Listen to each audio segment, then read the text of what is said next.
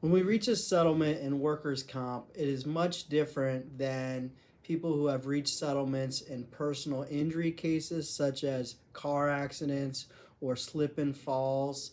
The law is totally different.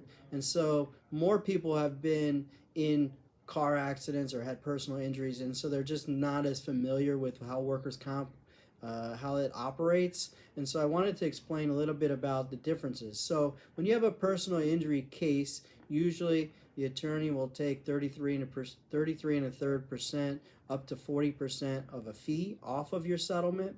And then if they have medical expenses, such as if you had to have surgery or therapy or injections, then they have to pay the medical bills from your settlement. So most of the time, if you get a settlement, after you subtracted the fees and you subtracted the medical expenses, sometimes the settlement net amount is very low in personal injury cases.